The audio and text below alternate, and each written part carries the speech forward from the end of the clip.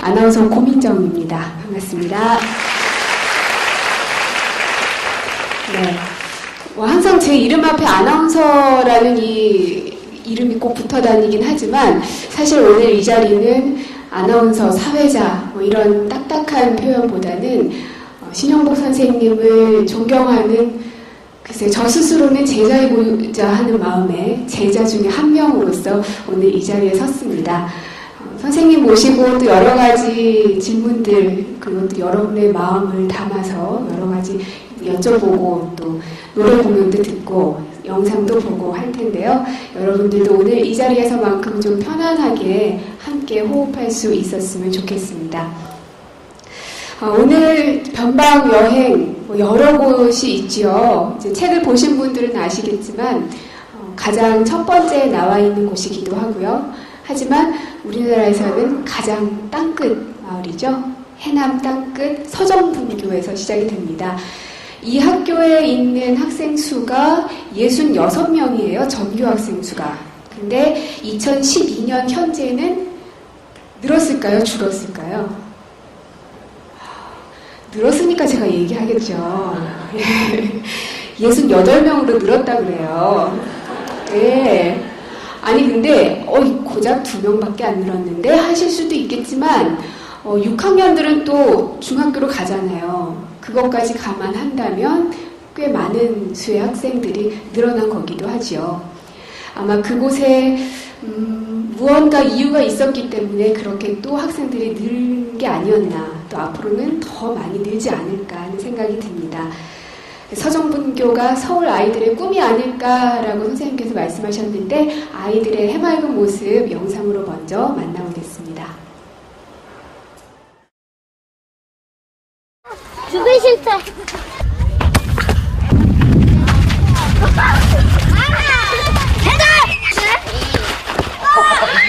내가 변방론 한참 얘기하니까 학생이 질문해요. 변방은 힘이 없잖아요.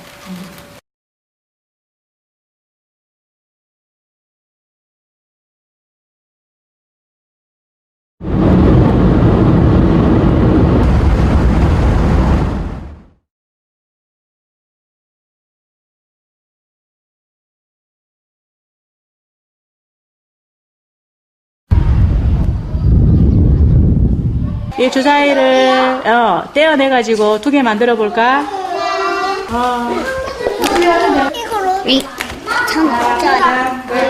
무슨 점이야? 중간놀이 시간이요. 쉬는 시간이요. 쉬는 시간. 놀 수 있으니까요. 얘는요 맨날 교실에서 그림과 맥주 놀 때. 9년 전에 아이들이 한 5명 정도밖에 안 남은 폐교 직전 학교였어요. 근데 여기 지역분들하고 또 읍에 사시는 여러 지역분들 또 학부형들이 마음을 모아가지고 학교를 살리자 해가지고 학교를 살린 학교예요. 교육의 주체는 가장 큰 주체는 아이들이잖아요. 그래서 아이들이 여기를 항상 물어보는 학교라고 생각합니다. 고고! 야야야! 사격! 그래요.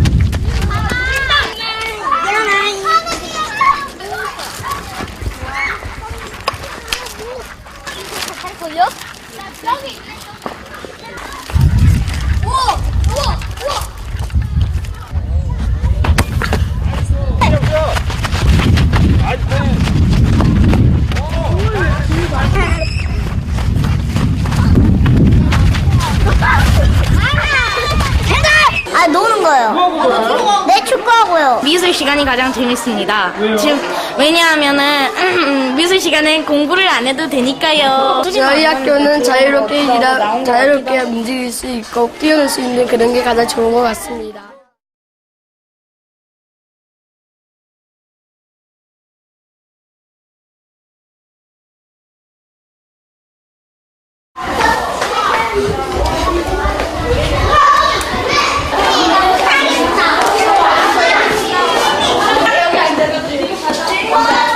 선생님께서 안내하게 주시겠습니다. 수프 볼 때 그물망이 많이 훼손된 것을 다시 교체하기 전까지는 꿰매보고 안 되면은 교체할 수 있도록 하겠습니다. 그다음에 다목적실 사용을 학년에서 정리하고 문화 다모임에서 의견이 나오면 선생님들을 회의를 해가지고 최대한 아이들의 이런 이야기들을 지켜낼 수 있도록 저희가 최대한 지지해 주는 것을 알기 때문에 의견이 있으면 말씀해 주시기를 바랍니다. 같은 학년하고 해야지 좀 더. 이번 띠들 여행할 때요, 학년별로 같이 다녔으면 좋겠습니다. 공포 체험을 했었잖아요. 공포 체험을 한 번 더 있었으면 좋겠어요. 막 가면서 막 불빛 같은 거 나오거나 효과음 같은 거 나오는 좀 화끈한 걸로 해줬으면 좋겠습니다.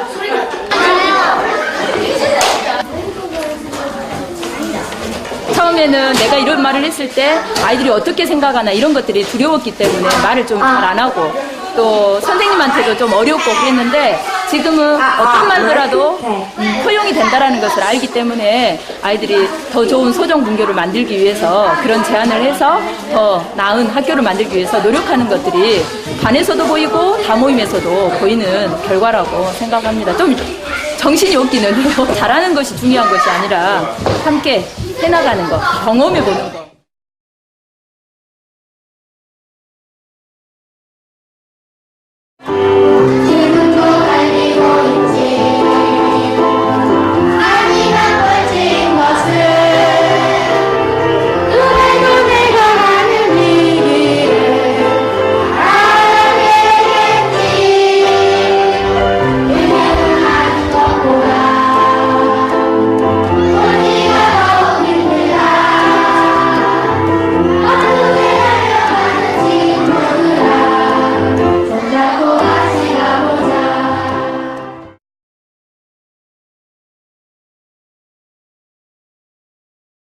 위치적으로 땅끝마을이 변방인데요.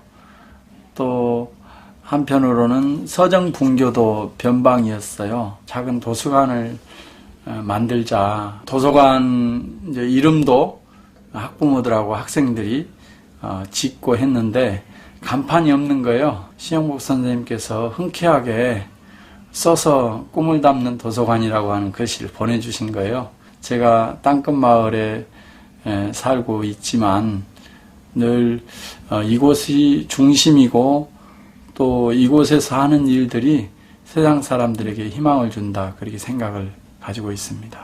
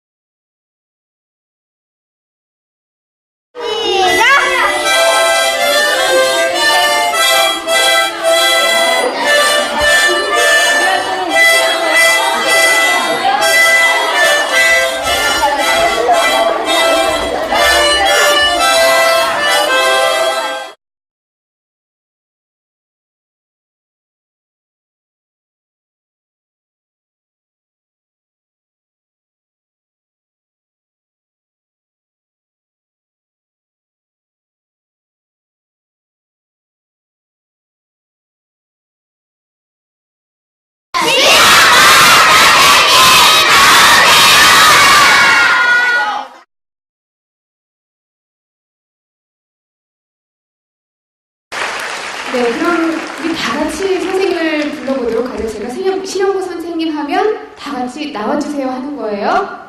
연습 안 합니다. 네, 할게요. 신영복 선생님. 나와주세요. 네, 큰 박수 부탁드립니다.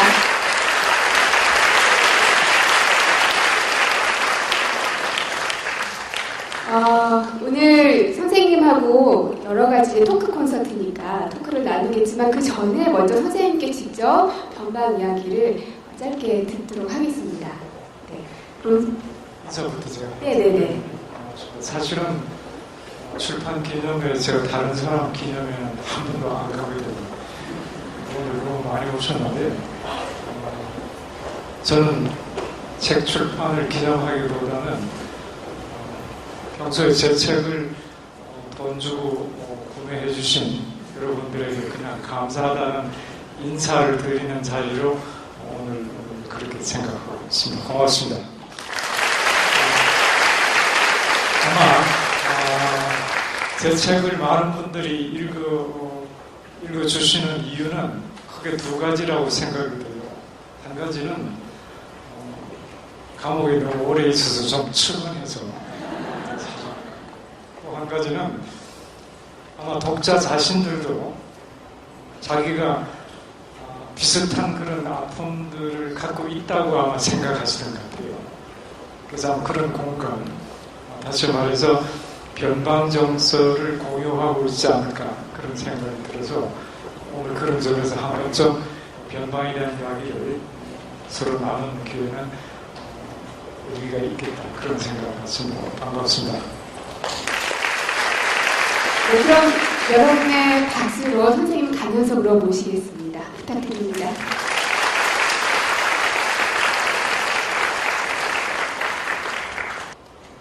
변방을 찾아서 책 보신 분들 되게 알겠습니다만 제목도 자연스럽게 변방을 찾아서가 됐고 처음 경향신사하고 운영할 때 제 글씨가 있는 곳을 찾아가서 그 글씨와 관련된 이야기들을 이렇게 풀어내는 기획으로 삼았는데 대상지를 선정하고 보니까 대개가 저쪽 변방에 있는 그런 곳에 글씨가 있었어요. 그 글씨를 부탁한 사람들도 또 중심인물들이 아니고 우리 사회에서 뭔가 주변부에 좀 이겨내야 하는 분들이 많고 그래서 별 고민 없이 제목은 변방을 찾아서 그렇게 됐습니다. 그래서 아까 화면에 보셨듯이 제일 먼저 찾아간 곳이 해남 서정분교 꿈을 담는 도서관. 사실은 도서관도 아니고 그냥 작은 교실에 걸려 있습니다. 처음에 이 현판을 달 때는 제가 가지를 못하고 글에 썼듯이 글만 보내고 현판식 한 다음에는 고구마만 제가 받았습니다. 제가 그때 같이 축구했던 사진이 책에도 실려 있습니다. 학생들이 타고 다니는 아마 해남 읍에서도 서정분교로 통학하는 학생들이 많아서 통학버스를 학교에서 만들었습니다. 이제 아까 건강선님이 계시는 이 황사 뒤에 달마산 병풍숲 병풍바위가 아주 아름답습니다. 제가 서정분교에 내려온다는 소식을 건강선님 아시고 저녁에 이런 자리를 마련해서 오랫동안 서로 이야기하는 그래서 거의 서정분교를 중심으로 용왕사 마을 모든 분들이 공동체가 되어 있어서 학교가 그 중심에 있지 않은가 그런 따뜻한 느낌을 받았습니다. 그 다음 허균헌항스러운 기념은 여러분들이 너무 잘 아시기 때문에 또 시간도 많이 경고했고 그래서 제가 그림만 잠시 보여드리겠습니다. 제가 쓴 현판입니다. 현판 프레임도 없이 이렇게 양각도 아니고 축구하고 좀 싸게 만들어드려요.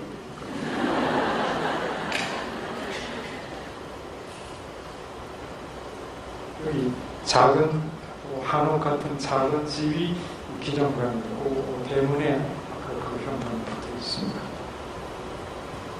이건 교문암이라는데 교산자락이 이 동해로 뻗어 있는데 그 교산자락이 해안도로에 의해서 잘렸습니다. 그래서 흑윤아호가 교산인데 교산이라는 것은 용이 되지 못한 이목이라는 뜻이죠. 그래서 이렇게 목이 잘려있는 부분이 바다에 철석을 찾아갔었죠. 교산의 일생을 미리 보여준 그런 그림 같다는 생각이 들었습니다. 이건 이제 중심부에 있는 유혹과 신사에다 모시는 곳입니다. 흑연과 헌안설은하고는 전혀 다른 오죽헌 아주 성역화되어 있는 모습입니다. 이렇게 신사임당은 화폐, 제일 비싼 화폐에 이건 흔한스런의 묘가 일찍 죽은 두 남매 이 무덤을 바라보고 서 있는 지월리에 있는 작은 초라한 무덤입니다. 그 이보다 높은 대 위에 그 남편 무덤이 있고 그 남편 옆에는 흔한스런이 죽고 나서 재취한 부인 무덤이 나란히 있습니다. 제가 흔한스런 이렇게 그렸습니다. 조선에 태어난 것을 한하고 여자로 태어난 것을 한했다. 그래서 제가 그린 그림입니다. 그다음 박달재입니다. 박달재는 아무도 없었어요. 찾아간 우리만 있었고 찾아온 사람이 전혀 없는 잊혀진 박달재 양쪽에 있습니다. 저쪽에 대군동에서 올라간 저쪽에서 올라간 동평에서 올라간 그 양쪽에 이런 이제 일주문이 있고 거기 박달재 글씨가 있는데 뭐 거기 안내원 두 분하고 이철수 화백 부부하고 그다음에 우리 윤 국장님하고 뭐 별 얘기를 다 했습니다. 금봉이가 자살한 걸 안타까워서 박다리가 과거 급제했으면 금봉이가 안 죽었을 텐데 그랬더니 급제해도 죽었으리라는 게 거의 대세였어요. 다른 여자하고 결혼했지 않겠냐 뭐 그렇게 얘기하더라고요. 그다음 벽초 홍명희 문학비 아주 비도 크지 않습니다. 홍명희 문학비. 홍명희는 뭐 해방 일제하에서부터 3.1 독립운동 그 다음에 1927년에 신간회 창립하고 뭐 굉장한 애국 운동가 있는데도 북으로 갔다는 이유 때문에 잊혀져 있는 이 문학비 건립 때도 뭐 상당히 시비가 많았던 그런 비입니다. 제가 갔을 때는 지금은 여기 목을 넣어서 글씨가 잘 보이게 했습니다만은 거의 안 보여서 이렇게 목물을 넣었습니다. 도정환 씨는 사실은 제가 거의 다 넣었을 때 늦게 오셨어요. 조금만 넣었습니다. 근데 저게 사실은 비 오면 또 흘러내리거든요. 그래서 언제 한번 글씨가 또 희미해졌다 그러면 한번 몇 사람들 같이 모아서 넣으러 한번 또 가야 됩니다. 남아있는 건 하여튼 임꺽정만 남아있대. 벽초 홍명희의 그 장편 역사 대하 소설의 아마 압권이죠, 우리나라에서. 그리고 버스터미널 지붕에 하여튼 괴산고추 그 캐릭터로 남아있고 가로등에도 하여튼 임꺽정이 남아있습니다. 이분이 벽초 홍명희입니다. 그 다음에 상원사 문수전. 문수전, 대웅전 현판을 이렇게 붙여 썼다고 상원사 내부 그 스님들 속에서도 논란이 많았습니다만은 저는 그냥 글씨만 주고 안 받았는데 나중에 이렇게 올라왔더라고요. 문수전, 삼남한상이 다 인연으로 연결되어 있다는 뜻으로 그렇게 썼습니다. 여기 입구에 있는 표석도 제가 썼습니다. 이 돌이 참 아름답습니다. 여기 다른 이 사찰에는 되게 본존부리 스가모니를 모신 여기는 지혜 보살인 문수동자, 문수보살을 나란히 두 사람을 한 사람을 이렇게 두 분으로 모시고 있습니다. 이게 문수동자상인데 우리나라 불교예술의 3대 걸작이라고 하는 얘기를 합니다. 이게 이제 유명한 상원사 종입니다. 국보입니다. 이걸 같이 이제 저쪽은 사실은 이 사진을 신문에는 못 냈어요. 국보를 치면 안 된대요. 그래서 밤중에 우리 장국장님 전화를 했더니 이거 열쇠를 가져오라 그래서 종매를 풀어서 쳤다 그랬더니 그거 안 된다고. 그래가지고 사실은 이 사진을 못 실었는데 책에는 또 실었어요. 이세종, 김계남 추모비가 있는 전주 여기입니다. 다시 살아 하늘을 보고 싶다. 비문이 아주 그 본인의 목소리로 이렇게 들려오는 듯한 그런 감동이 있었습니다. 이세종입니다. 5.18 때 최초의 희생자입니다. 이건 이제 전북대학교 내에 거기서 있는 벽화 앞에서 이세종 열사의 친구 선배들이 그날 모였어요. 그래서 이제 옛날 이야기들 쭉 이제 가슴 아픈 이야기들 쭉 하고 옆에서 앉아서 얘기를 했습니다. 그리고 이제 거기서 한 10분 거리에 있는 덕진공원의 김계남 장군 묘비입니다. 개나마 김계나마 수천 군사 어디 두고 집둥우리가 웬 말이냐. 저 일본군에게 잡혀서 끌려가는 김계남 장군을 애통해하는 그런 노래 일절입니다. 김계남 장군의 무덤이지만 시신은 없는 비무덤이 있습니다. 정화도 있습니다. 김계남입니다. 그리고 같은 데 같이 살았던 전봉준 녹두장군입니다. 두 사람이 여러 가지 차이가 좀 있습니다. 제가 그래서 전봉준이 NL이고 김계남이 PD다 그랬더니 뭐 시비를 하는 사람도 있었습니다. 서울 작품입니다. 서울은 서울 정도 600년 때 서울을 주제로 한 작품을 내달라는 부탁을 받고 제가 뭐 우여곡절 끝에 쓴 건데 이런 작품입니다. 서자, 울자. 이게 조금 옆으로 퍼졌네요. 서자는 북악산을 상영하고 울자는 한강수로 하고 옆에 북악 무시 5천년 한수 유정 700년이라고 썼습니다. 이렇게 북악은 5천년 무심하고 한강수는 700년 유정하구나. 북악은 왕조 권력을, 한강수는 민초들의 애환을 상징해서 썼다. 그렇게 작품 해설에 그렇게 썼습니다. 조선시장이 이 글을 너무 좋아해서 제가 기정을 했습니다. 그 뒤에 이해찬 부시장도 보이고, 지금 그때 서울시청에 갖다 놨는데 시청사가 지금 임시청사로 옮겨서 아주 비좁은 데 가 있어서 여기 있습니다. 박원순 시장 때. 마지막으로 봉화묘역에 갔었는데 민주주의 최후에 오르는 깨어있는 시민의 조직된 힘입니다. 그 오록 중에서 제가 써서 철판에다 이제 새긴 것이 있습니다. 그 사전 내에 회의실 벽에 사람 사는 세상이라고 아마 퇴임 직전에 어떤 분을 통해서 저한테 이걸 써달라 그래서 제가 써서 간접적으로 보냈는데 거기 걸려 있었어요. 제가 사자바위 위에 올라가서 그 묘비를 이렇게 사진을 담은 모습을 이제 사진 기사로 다시 담았습니다. 그래서 갔던 곳들이 다 이제 변방이고 변방의 어떤 새로운 의미를 한 번쯤 느낄 수 있는 그런 곳들이었습니다. 그래서 아마 여러분들이 책 보시면 제가 구구절절하게 쓴 이야기들을 많이 만날 수 있습니다. 그래서 변방의 가장 큰 의미를 창조성에 있다. 그렇게 보고요.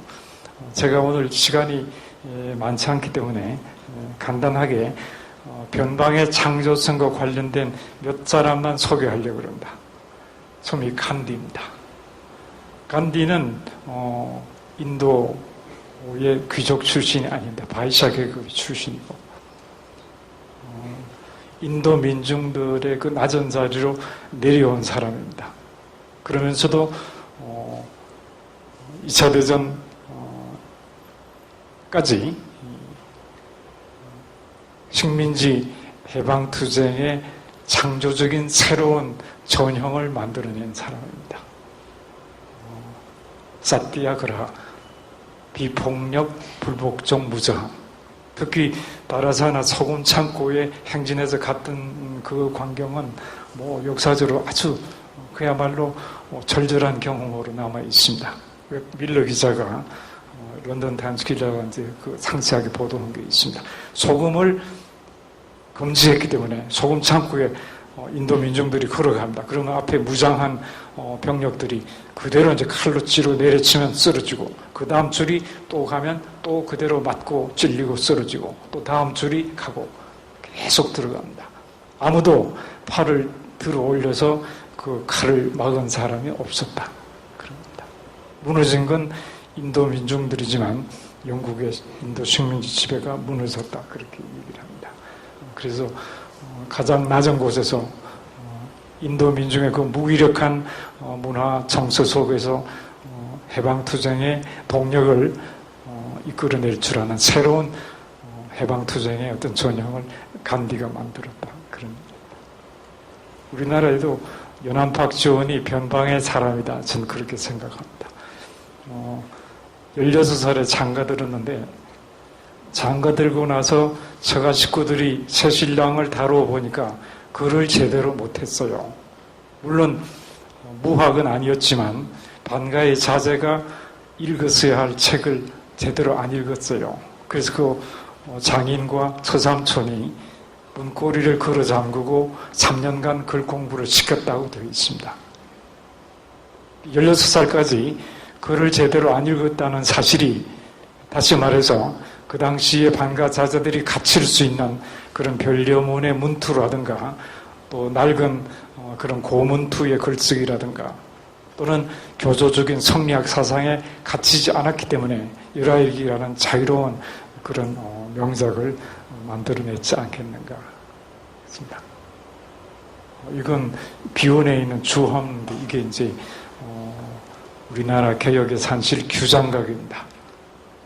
그 엄청난 아주 좋은 건물에다가 정조, 개혁군주 정조가 규장각을 만들고 규장각에 네 사람의 개혁의 주체 사검서를 이덕무, 유덕공, 박재가, 서리수 네 사람을 임명했는데 이분들이 그 사회의 변방이라고 할 수 있는 서출입니다. 서자 출신입니다. 서자 지금은 아무것도 아니지만 그 당시에는 사회적인 변방이었죠. 이 사람들한테 가장 좋은 그런 규장각 건물을 주고 자유롭게 토론하고 그래서 개혁의 주체로 삼았던 거죠. 노론의 그 벼슬자리에 있는 반가의 자제들이 변화와 개혁을 추구할 리는 없잖아요. 그래서 변방은 새로운 변화와 창조의 산실이다. 그런 퇴계 이황은 우리나라 최고의 사상가고 학자죠. 근데 제가 퇴계가 변방이란 건 중앙 정치에 지중하지 않고 안동 영남 남인들 속에 지방에 있었다는 뜻으로 하는 게 아니라 이건 제가 지난번 경북대학교에 갔더니 거기 이정우 교수가 박물관 꼭 보고 가라 그랬죠. 갔더니 이게 이제 향시에 써낸 그 퇴계 선생의 답안지입니다. 이렇게 빨간 걸로 이하라고 쓴 건 채점한 겁니다. 앞부분은 이하고 뒷부분은 삼상입니다. 이하, 삼상. 이하란 것은 오늘날의 평점으로 따지면 B-고요. 삼상은 C 플러스입니다. 제가 여러분들 좀 위로해드리려고. 별로 공부 잘하지도 못했어요. 그렇습니다. 네. 그래서 중심부와 변방을 이렇게 그렸습니다. 중심부 저 속에 들어가면 다른 생각이 용납되지 않습니다.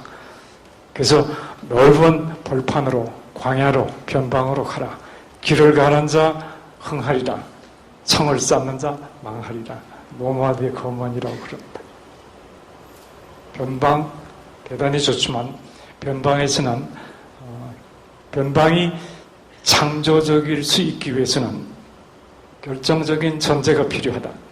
그 전제가 바로 중심부에 대한 컴플렉스가 없어야 된다. 제가 라틴 아메리카에 가서 이 멕시코 뒤에 보이는 게 디에고 리베라의 벽화인데 멕시코 우리보다 잘못 사는 나라지만 굉장히 자부심이 있었어요.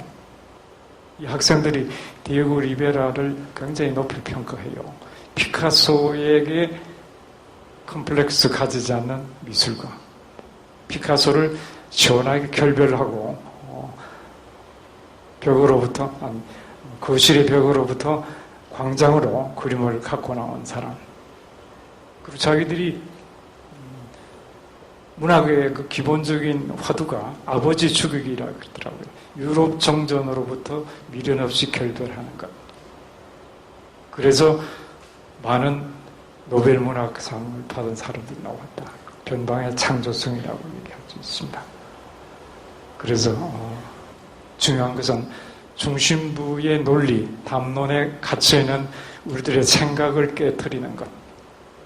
철학은 망치로 하는 것이다. 제가 글씨를 공부한 정양 조용호 선생님이십니다. 감옥에 우연히 이제 뵙게 돼서 5년간을 매주 하루씩 꾸준히 오셔서 굉장히 아주 혹독한 서예 지도를 해주신 선생님이시고요. 절대로 이렇게 나서는 법이 없습니다. 조용히 형리에서 이렇게 묻혀 지내신 분이고, 서예가라고 절대로 자신을 얘기하지 않고 그냥 학자라고만 얘기하십니다. 그 다음에 이분은 조선시대 최고의 양반 가문의 종손입니다. 근데 일제 때부터 사회주의 운동 하시다가 저 감옥에서 한방에 4년을 있었던 노천 이구영 선생님이십니다. 두 분 다 돌아가셨어요. 아마 일생을 보면 이분은 뭐 만석군의 아들이니까 충분히 중심부에서 있을 수 있는 분인데도 변방으로 자신을 추방해서 아주 힘들게 살다가 가신 분입니다. 3대를 내리대제하긴 한 집안의 아주 종손입니다. 제가 4년간 한방에, 그 4년이 그 대학교 졸업할 만한 기간이네. 그 24시간 꼬박 같이 여러 가지 제가 많은 걸 이제 말씀도 배웠습니다. 두 분 다 돌아가셨는데, 주로 저는 변방에 계셨던 분이다. 그런 추억을 가지고 있습니다. 그래서 마지막으로 여러분들하고 나누고 싶은 글씨, 야심성유입니다. 밤이 깊으면 별은 더욱 빛난다. 헤겔이 얘기했죠. 미네르바의 부엉이는 석양에 날아오른다. 우리가 한낮에 훨씬 더 분명하게 사물을 바라볼 것 같지만, 해가 지고 어둠이 깔리면 몇백억 광년 저 바깥에는 별들이 우리들의 시야에 들어옵니다. 변방이 그런 것이지 않을까. 시간적으로, 공간적으로 변방의 의미가 뭔가에 대해서, 또 우리 사회가 변방의 의미를 어떻게 이 시점에 재혼미해야 되고 재구성해야 될까에 대해서 여러분들이 한 번쯤은 고민해 주시길 바랍니다. 오늘 제 얘기는 여기서 일단 끝내겠습니다. 감사합니다.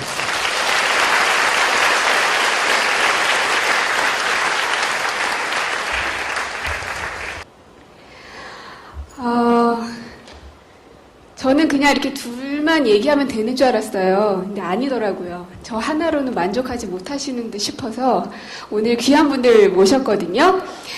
먼저 소개해드릴 분은요, 대한민국 대표하는 시인이시고, 뭐 이름 석자만 들어도 여러분 다 아시고, 아까 또 살짝 모습을 비추셨어요.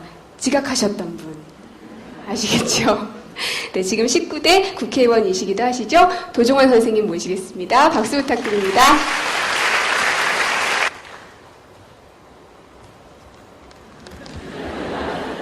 이름표가 있어서, 네. 자, 그리고 또 이번에 모실 분들은요, 이제 세 분이 더 남으셨는데, 이분들은 한몸처럼 다니시는 분들이시고, 교수님들이세요. 근데 노래를 요즘에는 전국 순회 공연을 뭐 이미 많이 하셨더라고요. 네, 바로 모시겠습니다. 더 스튜디오의 김창남, 박경태, 김진업 선생님 모시겠습니다. 큰 박수 부탁드릴게요.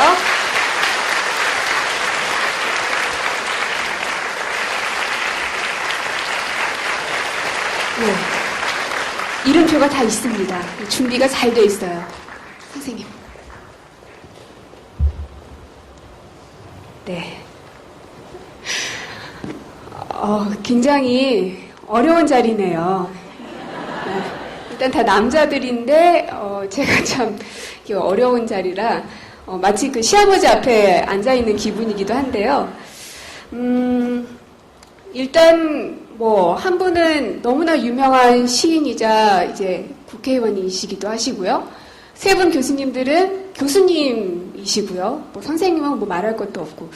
과연 이분들은 변방이라는 것에 대해서 어떻게 생각하실까? 과연 스스로가 변방에 있는 변방인이라고 생각하실까? 저는 아니지 않을까 싶거든요. 그래서 한번 한 분 한 분 여쭐게요. 네, 제가 전공하고 있습니다. 좀 더 구체적으로 말씀을 드리면은 제가 전공하는 부분은 인종, 민족적인 소수자 관련 공부를 하고 있고, 그래서 예를 들면 이주노동자나 화교, 혼혈인 이쪽 관련된 공부를 하고 있는데, 그래서 연구를 하다 보면 이 변방에 해당되는, 우리 사회의 변방에 해당되는 사람들을 늘 만납니다. 그리고 대개 이제 심층 면접 인터뷰를 하다 보면 우는 사람이 많아요. 녹음기 켜놓고서 뭐 질문 몇 개 왔다 갔다 하다 보면은 어릴 때 받았던 뭐 상처라든가 이런 것들 때문에 그런 경우들이 많습니다. 그래서 저는 이제 학문의 대상으로서 만나는 분들이지만 우리 사회의 가장 큰 아픔을 가지고 있는 분들이 이렇게 많구나라는 걸 늘 깨닫고 살고 있습니다.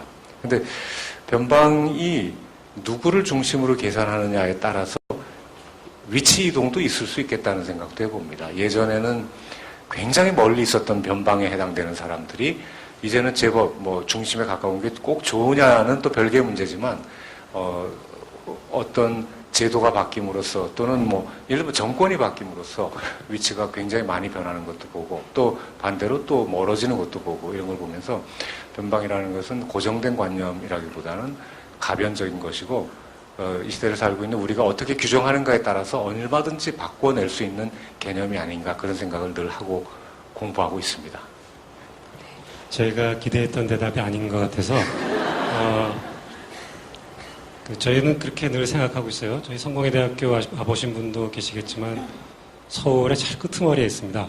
부천인 줄 알고 계신 분이 의외로 많아요.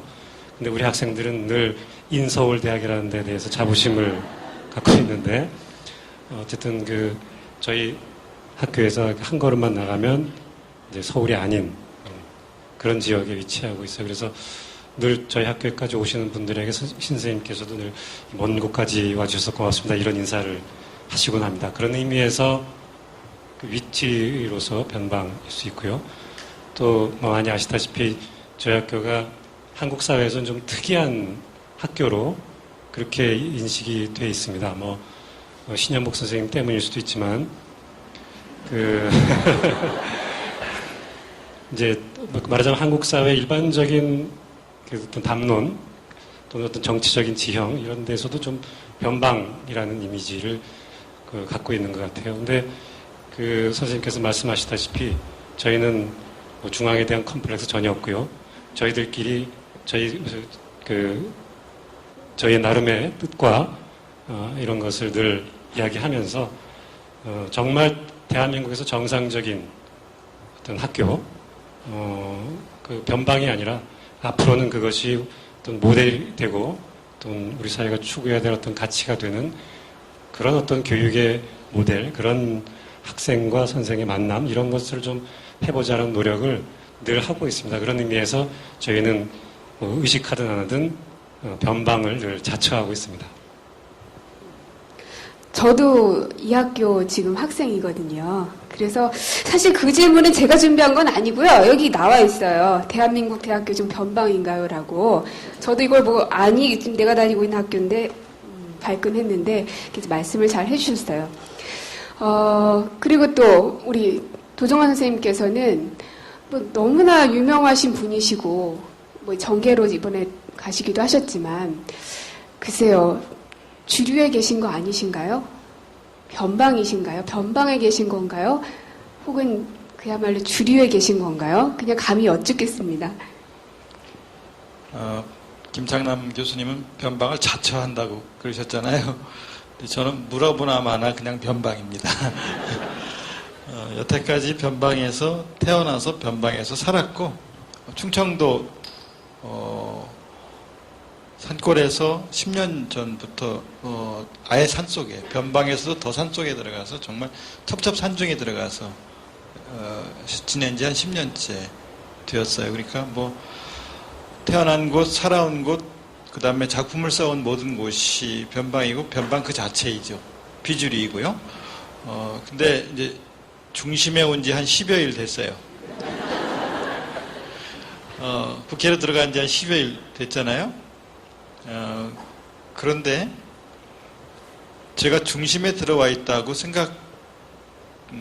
같이 국회에서 일하는 분들이 저를 보고 중심이구나 이렇게 생각하지 않을 것 같아요. 역시 그 속에서도 비주류 그리고 변방이라고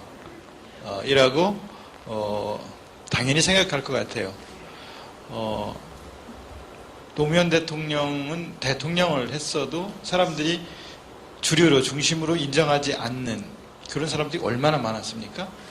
근데 비주류라고 말해도 좋고 또 변방 그 자체이기 때문에 변방 아니다라고 또는 뭐 변방을 자처한다고 말할 필요도 없는 변방이고 비주류지만 그러나 변방은 아까 신영 목사님이 창조의 공간이라고 변화의 시작인 공간이라고 말씀하셨듯이 그 변방인 사람, 비주류인 사람들이 중요한 이유는 주류 가치를 만들어가는 사람들이라는 데 있다고 저는 생각해요. 비주류이지만 주류 가치를 만들어가고 그리고 변방이지만 그곳에서 늘 새롭게 역동적으로 시작할 수 있는 공간 그리고 그런 사람이라는 점에서 변방은 참 중요하다고 저도 생각을 합니다.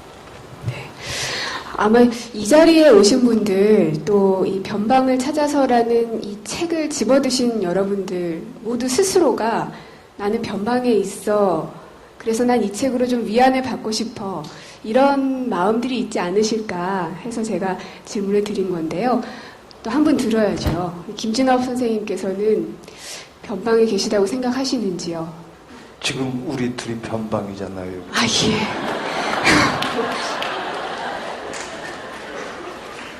그래서 의자를 좀 이렇게 바꿔 앉아야 예, 박수 쳐주셔야죠.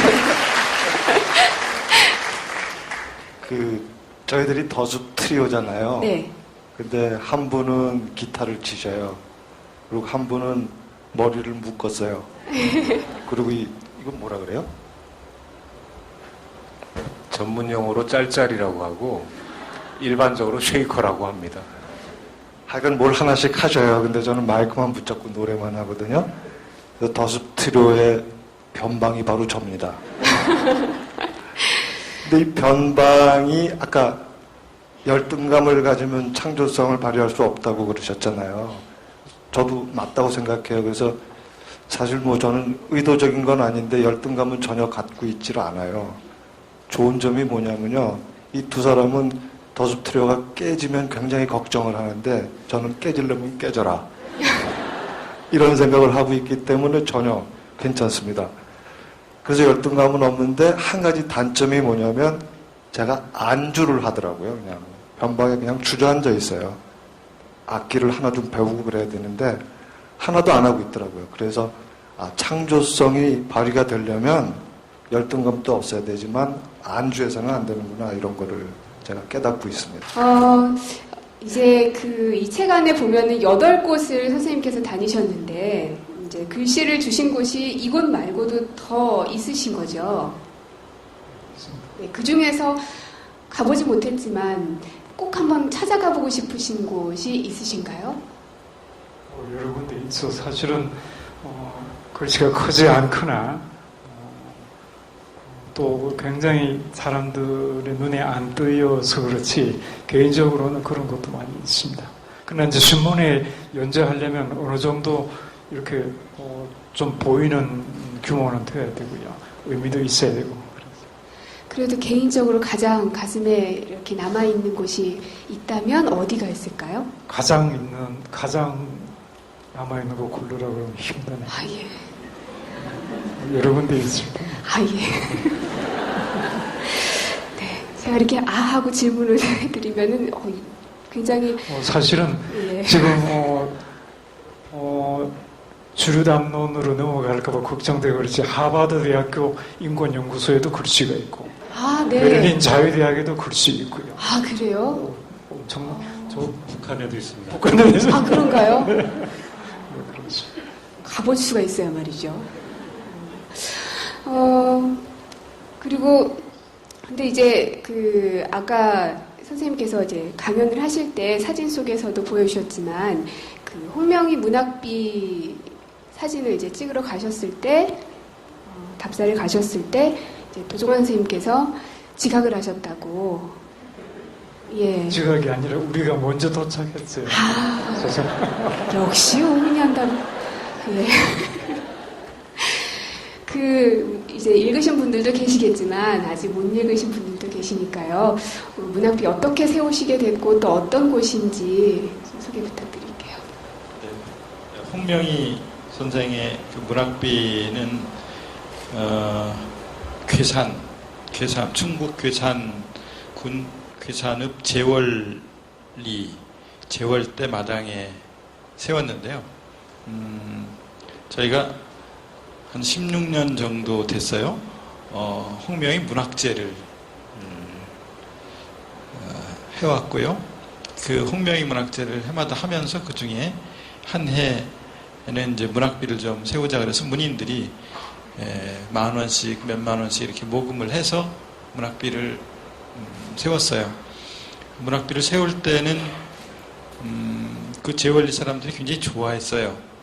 제월리 사람들이 마을 사람들이 아주머니들이 마을 그릇을 다 갖고 나와서 국밥을 끓여서 오신 분들에게 다 대접을 하고 이렇게 많이 함께 하셨어요.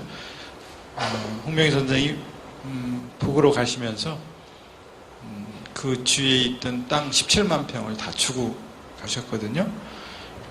그래서 그런지 하여튼 마을 분들이 홍명희 선생에 관한 문학비 세우는 일을 한다니까 다 나와서 함께 거들고 그러셨어요.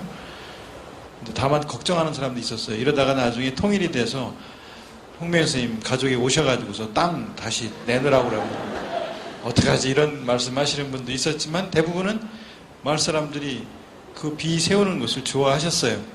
그리고 이제 몇 해가 지났는데 연락이 오기를 보훈단체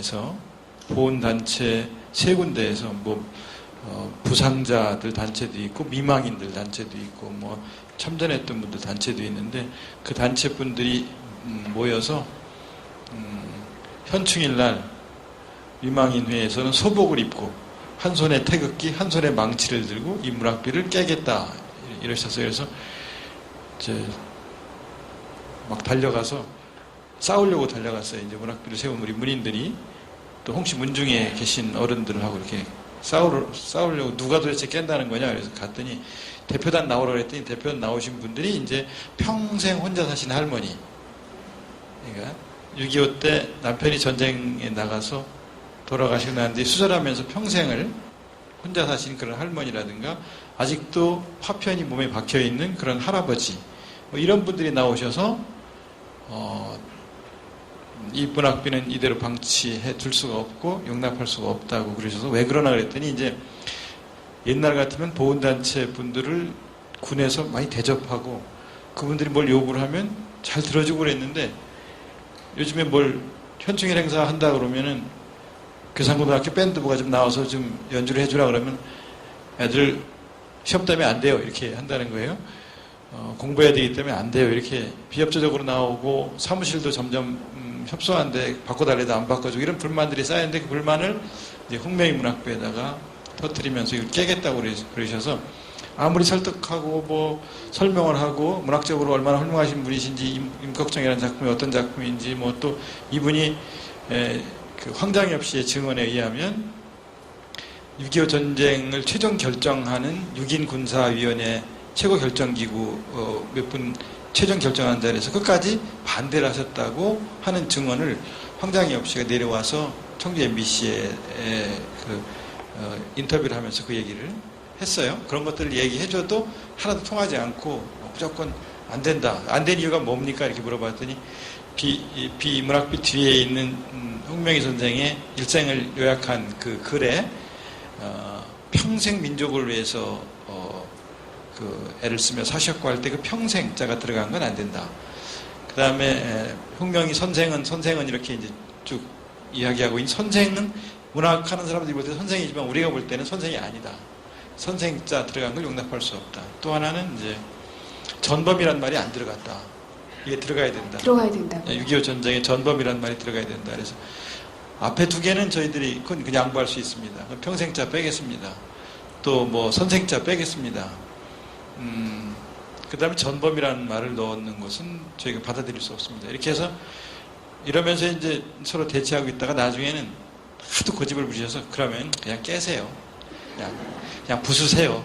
그리고 깨고 우리가 감옥에 들어갈 거야 이러시더라고요. 그래서 감옥에 들어가시면 저희들이 또 구명운동 해드릴 테니까 어르신들 깨세요 이랬더니 그랬더니 이제 타협안을 받아들이시더라고요. 그래서 이제 뒤에 동판을 떼어내서 그 부분을 다시 고치고 그리고 문학비를 유지는 했는데요. 그런데 그 보훈단체가 한번 그렇게 하니까 군에서나 이런 데서는 지원하기를 꺼려하고 홍명이 생가를 지으면서도 홍명이 생가라고 이렇게 표지판을 세우지 못하고 그 아버님을 이름을 따서 홍범식 고가 이렇게 붙이고 전혀 뭐 지원 같은 건 하나도 하지 않고 다만 임꺽정이 워낙 뭐 모든 사람들이 아는 소설 작품이니까 아까 슬라이드에서 영상에서 보신 것처럼 임꺽정을 가지고 군에서 행사를 하면서 임꺽정 씨름대회를 장사 씨름대회를 한다든가 뭐 이런 여러 가지 행사들은 하고 임꺽정을 괴산 고추를 파는 캐릭터로 이렇게 고추를 딱 들고 서 있는 임꺽정을 군 내 거리 곳곳에 가로등에 뭐 또 그 큰 건물 옥상에 뭐 이런데 배치해서 고추를 파는 상품으로는 써도 그 작품을 쓴 홍명희 선생에 대해서는 이름조차 거론하면 안 되는 그런 분위기를 만들고 있는 그곳이 홍명희 문학비입니다. 지금도 그런가요? 지금도 그렇죠. 그러나 이제 그럼에도 불구하고 저희는 문인들은 벽조 선생이 쓴 임꺽정이라는 작품은 옛날부터 지금까지 그 작품을 능가할 만한 작품은 없다고 말하는 그 평론가들이 참 많으신데 그 정도로 그것을 능가하는 역사소설이 없을 정도로 훌륭한 작품이기 때문에 그 작품에 대해서 매년 학술 행사를 하고 이 작품에 대한 또 홍명희 선생에 대한 문학 행사를 하고 하는 일은 멈추지 않고 계속 해나가고 있고요. 남쪽에서는 뭐 이렇게 할 수밖에 없습니다만은 남북 문학 교류를 하거나 남북 교류를 하는 중에 홍명희 선생 손자분이 북한의 또 유명한 북한을 대표하는 소설가예요. 홍석중 선생이라고 황진이라는 작품을 써서 남쪽에서 만해문학상을 수여한 적도 있죠. 그래서 문학교류를 하거나 이럴 때 만날 때 그 홍석중 선생을 만나면 굉장히 고마워하고요. 남쪽 사람들한테 어떤 때는 북쪽무인들이 아주 시니컬하게 우리를 위해서 해준 게 뭐가 있어 이렇게 말을 하기도 하고 그러는데 그러다가도 이쪽에서 또 홍명희 선생에 대해서 기리는 행사를 계속 하고 있는 걸 알면은 또 굉장히 고마워하고 또 대화의 물꼬가 그걸 계기로 해서 트이기도 하고 이런 경우가 여러 번 있었어요. 참 이 남과 북 어떻게 보면 굉장히 경색되기 쉬운 관계인데도 이 문화라는 고리가 문학이라는 고리가 아주 부드럽게 만들어주는 것 같네요. 근데 이 이제 홍명희의 이제 현판이라고 해야 되나요? 선생님 글씨를 이제 선생님께서 쓰셨는데 선생님께 글씨를 부탁하시는 분들도 많을 것 같고 써야 되는 곳들, 그러니까 글씨가 필요한 것들도 굉장히 많을 것 같은데 어떻게 선정을 하세요? 다 수락하진 않으실 거 아니에요. 몸은 하나신데. 부탁은 그 작가회의에서 우리 도종환 선생님 거기 건립위원이시니까 네. 도종환 선생님이 아마 부탁을 하셨는데 제가 그 글씨 부탁을 받고 아까 영상에 잠깐 보여드린 노천 이구영 선생님이 바로 홍명희 선생님한테 이렇게 배우진 않았지만 아마 자라면서 여러 차례 만나고 영향을 많이 받은 분이세요. 또 그 선생님은 감옥에서 제가 선생님으로 이제 쭉 모셨던 분이어서 제가 홍명희 문학비를 부탁받아서 썬다 그러니까 굉장히 좋아하세요. 자기 선생님의 문학비를 뭐 제자라고 늘 얘기는 하지 않지만 그래도 자기하고 같이 감옥에서 이렇게 있었던 사람이 쓴다는 걸 좋아하시고 제가 막상 제막식 때 못 갔지만 아마 노천 선생님 가셨죠? 가셨을 겁니다. 아마 제 얘기 듣기는 참석을 아마 바쁘셔서 잘 모르지만 아주 좋아하시고 그랬었어요. 근데도 참 우연의 일치인지 이제 그래서 쓰셨지만은 대부분의 글씨들이 주로 변방에 많이 있더라 이런 말씀을 써주셨더라고요. 변방에 선생님 글씨가 당연히 많이 있지만 주류에도 있습니다. 처음처럼이라고.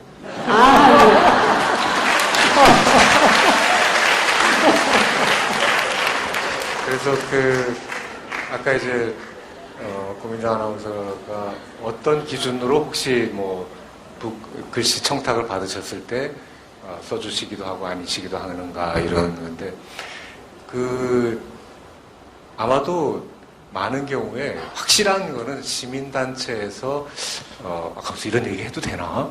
저희 그 단체 현판을 좀 부탁드리면 어떻겠습니까? 이럴 경우에는 선생님께서 대체로 이렇게 해주신 걸로 알고 있는데 개인이 선생님 너무 존경하는데 하나 좀 써주실래요? 이거는 안 하시는 것 같아요. 맞지 않습니까, 선생님? 되게 반점은 맞습니다. 반점은 맞고. 예.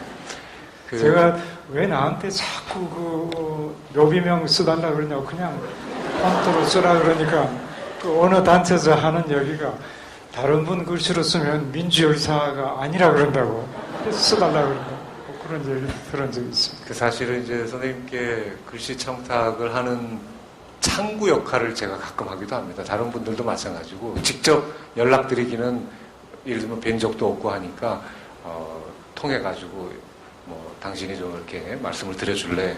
그래서 당연히 이제 뭐 뜻깊은 일이라든가 이럴 경우는 선생님께서 써주셨는데 그렇게 이제 전달을 하고 나면 그러면 선생님께 사례를 어떻게 해야 되지? 나한테 주면 된다. 내가 확실하게 전달한다. 그래서 어떻게 해두셨어요? 네, 그렇게 얘기하는데 네. 잘 전달을 안 하고 왠지 그렇게 그 사례를 현찰로 해드리면 결례가 될 거라고들 오해하는 사람들이 많은가 봐. 그냥 뭐 꿀 뭐 이런 거 이렇게 가지고 오시고 하는데 네, 뭐 꼭 그러실 필요는 없다. 저는 그렇게 생각을 합니다. 자, 요거는 저 통편집 좀 해주시고 그래서 선생님께 말씀을 드려서 뭐 이제 글씨 청탁을 할 때 혹시 또 이제 연결이 안 되시는 때도 있고 해가지고 그러면 제가 얘기를 합니다. 내가 써줄까? 배우셨으니까요. 그럼요. 배웠잖아요. 예. 전시도 했는데 판매도 됐다는 거 아닙니까? 정말 저도 가서 봤거든요. 굉장히 좋아요. 네, 제 친구가 샀는데요. 그래서 선생님께 이제 저희가 배워가지고 전시까지 한 몸이긴 하지만 선생님께서 말씀을 하셨어요. 선생님께서 나중에 이제 이 서도계를 마지막에 은퇴하실 때쯤 되면은 이렇게 찍어서 말씀하시겠대요. 누구는 나한테 배웠다는 얘기 하지 마라. 다들 조마조마하고 있습니다. 아직 열어지진 않았고요. 네, 아직 그 판도라의 상자를 열지 않으셔가지고. 전방에 있는 사람들 컴플렉스를 갖지 말아라. 그 안에서 창조성을 가져라. 이런 말씀 많이 해주셨는데요. 그렇다면 전방에 있는 사람만 변하면 되나? 저 중심에 있는 사람, 내가 생각했을 때 내 기준에 중심에 있는 사람은 변하지도 않고 변할 생각도 안 하는데 왜 세상은 맨날 나만 변하라고 하나? 이런 억울함도 좀 들어요, 선생님. 저는 변방이라는 것이 굉장히 중심적 의미가 있다고 생각해요. 중심부 내에서도 변방이 있을 수 있고요. 그렇죠? 변방에서도 중심이 있을 수가 있다고 그래요. 그래서 변방이라는 것은 어떤 특정한 카테고리를 의미한다기보다는 현재 상황을 넘어서려는 뭔가 새로운 지향성을 갖는 그런 관점을 변방성이라고 할 수는 없을까? 변방에 대한 보다 조금 더 이렇게 다이나믹한 보다 적극적 의미를 우리가 읽어내는 것이 필요하다고 생각하고요. 결코 변방에 있다는 사실이 어떤 주변부나 사회적 약자나 이렇게 이런 의미로 바로 직결되지 않았으면 하는 생각도 있습니다. 주류와 중심은 저절로 변할 수밖에 없겠죠. 스스로 살아남기 위해서라도 그 역사라는 게 바로 그런 식으로 변화해 온 거 아닌가. 선생님께서 늘 말씀하시는 변방의 가치도 그런 흐름 속에서 변화하는 어떤 변방의 의미, 그리고 그 변방의 변화를 통해서 중심이 또 함께 변할 수밖에 없는 또 이런 흐름, 그런 말씀을 하시는 거 아닌가 생각이 들어요. 조금 아까요, 여기 올라오기 전에 콘티를 짰어요. 그러니까 좀 이따가 우리 경품 아니고 뭐라 그러죠? 상 아니고 추첨을 해야 되는데 신영복 선생님은 안 하시겠대요. 추첨을 안 하시겠대요. 그러니까 더스트리아 선생들이 해라 이렇게 말씀을 하셔요. 그래서 그 좋은 일인데 왜 안 하려고 그러시냐고 그랬더니 그걸 악역이라고 그러시더라고요. 왜냐하면 여기 500명이 모여 있는데 한 사람을 위해서는 내가 좋은 일을 했지만 나머지 사람들한테는 악역이라고 그렇게 얘기를 하시더라고요. 그러니까 제가 왜 이런 말씀을 드리냐면 변방에 계신 분들이 사실은 훨씬 많습니다. 중심은 하나인데 변방은 499명입니다. 변방이 변하면 중심이 안 변하고 못 견딥니다. 그 말은 아까 선생님이 변방을 주변부, 소수, 약자 이렇게 생각하지 말라 그러셨잖아요. 우리가 주인입니다, 사실은. 우리가 주인이기 때문에 당연히 우리가 변해야지 누가 변합니까? 저는 그런 의미에서 변방을 해석해야 된다고 생각합니다.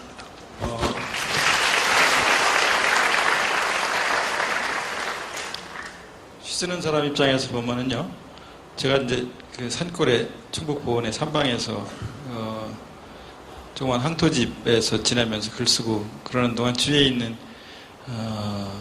그 자연의 변화에 민감해지곤 하는데요.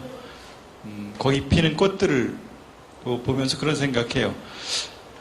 제비꽃, 할미꽃, 이런 민들레, 뭐 이런 꽃들이요. 그 꽃들이 나는 왜 여기 피어 있을까라고 생각할까? 나는 왜 중심에 가서 피어 있지 않고 이런 변들이 산골짜기에 피어 있을까 하고 스스로를 자책하거나 또는 못났다고 생각하며 피어 있을까? 그럴까요? 아니잖아요. 어디 피어 있느냐가 중요한 게 아니고 아름답게 피어 있는가 아닌가가 훨씬 더 중요하지 않습니까? 중심에 피어 있는가 주변부에 피어 있는가 그런 것들을 전혀 의식하지 않고 꽃들은 아름답게 피어 있어요. 향기롭게 살다 가는가 아닌가 이게 훨씬 더 중요하지 않습니까? 남들보다 먼저 핀 꽃인가 앞서가는 꽃인가 늦게 핀 꽃인가 이게 중요하지 않잖아요. 아름다운 꽃으로 살고 있는가 아닌가 그게 훨씬 더 중요하잖아요. 어느 자리에 피어 있는가가 아니라 어떻게 피어 있는가 아름답게 피어 있는가 아닌가 이게 훨씬 더 중요할 거라고 생각해요. 별자리는 뭐 북극성만 중심입니까? 어떤가요? 카시오페아 자리는 거기가 중심이라고 생각할 것 같아요. 작은 곰자리는 거기가 우주의 중심이라고 생각할 것 같아요. 우리도 그래야 되지 않나 하는 생각을 해요. 변방과 중심을 생각할 때 내가 있는 곳이 우주의 중심이라고 생각하며 꽃들이 피어있고 별이 거기서 빛나고 있는 것처럼 우리도 내가 있는 곳이 우주의 중심이라고 생각하며 아름답게 사는 일이 훨씬 중요하다. 그렇게 생각해요. 중심으로 가려고만 하지 말고 내가 있는 곳이 중심이 되게 하고 또 거기에 대한 자부심도 갖고 그래야 되는 게 아닌가 방금 막 생각이 드네요. 그리고 오늘 이 자리에 나오시고 싶었지만은 너무나 바쁘셔서 뭐 요즘에 밤 늦은 시간에도 트위터를 하시더라고요. 요즘 또 반바지 패션을 보이셨던 분 아시겠어요? 네? 아우 맞아요. 네, 그분 영상으로 먼저 만나볼게요. 네, 안녕하세요. 반갑습니다. 신영복 선생님의 변방을 찾아서 출판 기념회 진심으로 축하드리고요. 제가 오늘 특별히 축하의 말씀을 드리기 위해서 준비한 이 글이 하나 있습니다. 이게 바로 신영복 선생님 써주신 서울이라고 하는 이 표시인데요. 서는 완전히 산 같아 보이잖아요. 또 울은 한강이 흐르듯이 아주 유장한 강을 표현하고 계십니다.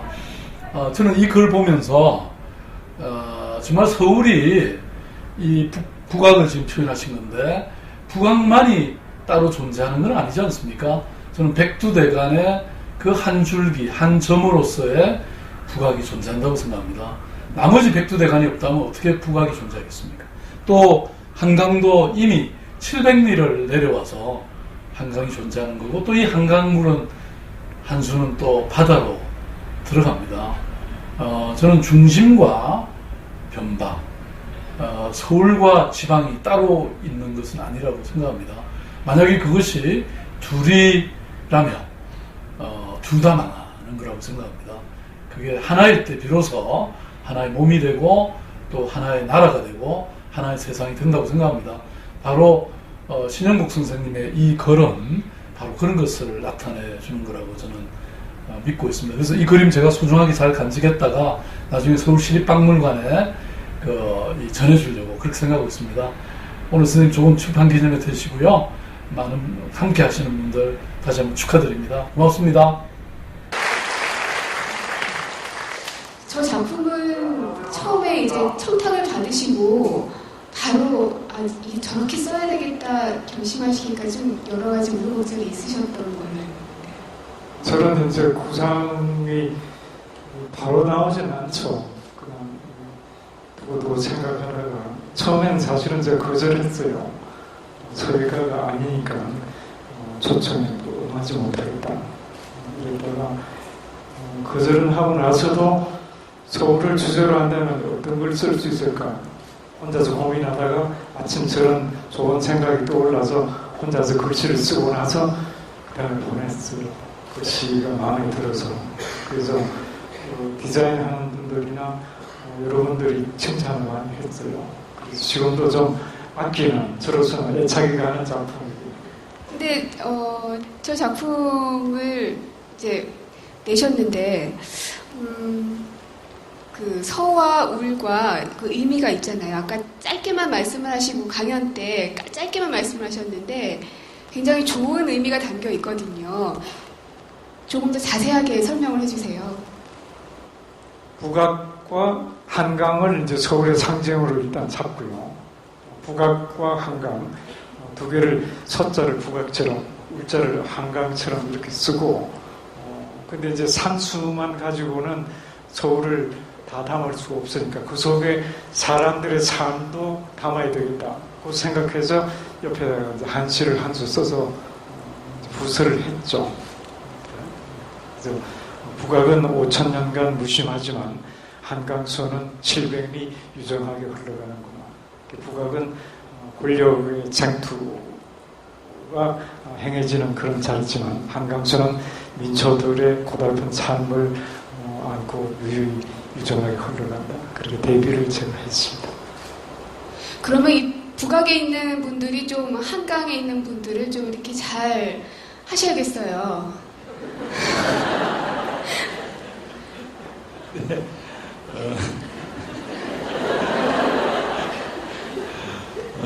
권력 이런 거하고 참 거리가 먼 삶을 살아오다가 권력의 한복판, 중심의 한복판, 말씀하신 대로 북악 근처라고 상징할 수 있는 그런 곳에 가 있는데요. 어제 축하한다고 화분을 하나 보내왔어요. 밑에서 찾아가라고 그래서 이제 저희 같은 방에서 일하는 인턴이 내려가서 받아갖고 와서 난감한 표정으로 화분을 갖고 왔어요. 거기 근조라고 써 있었어요. 제대로 배달이 된 거예요? 제대로 배달이 된 겁니다. 제가 아는 가까이 지내는 분이 시인 도종환은 이제 죽었다. 끝났다. 이래서 이제 근조 이렇게 흰 바탕에 검은 글씨로 써서 이거를 보내왔어요. 그래서 제가 4년간 제 방에 두고 어제도 바로 제가 물을 이렇게 주고 지금 꽃이 지금 피어 있는데 잘 가꾸려고 생각하고 있어요. 그러고서 이제 많은 생각을 하는 거죠. 이렇게 생각하는 사람들이 많다. 뭐 하려고 그런 북악 쪽으로 가냐? 뭐가 아쉬워서 그런 데 가냐? 또 뭐가 더 지금 네가 가진 게 그렇게 많은데 뭐가 더 필요하냐? 아까 여기 잠깐 나왔지만 제 친구 이철수 화백이 전화를 하면서 너는 중상 아니면 사망이다. 이틀간 화가 나서 참을 수가 없어서 이틀간 너무너무 화가 나더래요. 이틀 내내 화를 냈더니 부인이 막 말리더라는 거예요. 말리는 바람에 부부싸움을 했다는 얘기를 전화를 하더라고요. 왜 말리느냐고. 그렇게 많은 사람들이 실망을 하고 정치인은 지지하는 사람이 국민의 5%밖에 안 되는데 국회의원은 국민들이 인정하고 지지하는 사람들이 5%밖에 안 되는데 95%가 좋아하는 그런 시인이 뭐하러 5%밖에 지지 안 하는 정치를 하려고 하냐. 이렇게 말을 하면서 걱정도 하고요. 무슨 역할을 할 수 있을 것이라고 생각하기 전에 너는 끝났다 이제 이렇게 이제 생각을 하셔요. 되게 이제 그렇게 걱정들 많이 하시고 하는 자리에 가 있어요. 그런 이야기를 들으면서도 해야 할 일이 있다고 생각하는 거가 있는 거죠. 제가 뭐 저를 기원시켜 주세요 하지는 않았어요. 우여곡절 끝에 문화예술계를 대표하는 어떤 예술인도 필요하다. 비례대표 중에 장애인을 대신해서 또 뭐 여성을 대신해서 노동자를 대신해서 또 뭐 학자를 대표해서 이렇게 들어가는 것처럼 문화예술계에도 사람이 필요하다라고 막판에 이제 발표 직전에 들어오라고 해서 이제 문학계 어른들과 상의한 끝에 한국사회 새 판을 짜는데 좀 힘을 보태고 문학으로 다시 돌아와라라고 말씀들을 하셔서 이제 가서 정말로 한국 사회를 새롭게 만드는 일을 할 수 있을지 아니면 몸만 마음만 영혼만 망가지고 중상 아니면 사망인 채로 나오게 될지는 모르겠어요. 그러나 권력이 필요해서 간 거는 아니거든요. 그러니까 어떻게든 무슨 일인가 나 같은 사람도 나서서 하지 않으면 안 되는 어떤 절박함 같은 것들이 있는 거죠. 그걸 진정성으로 받아줄지 아니면 권력지향적인 속성으로 평가할지 그거는 올해가 지나고 또 4년이 지나면서 냉정하게 평가받을 거라고 생각을 합니다. 저는 도시인님이 정치를 시작하셔서 사실 좀 의아해하긴 했는데 알고 봤더니 5%의 변방을 찾아가신 거였군요.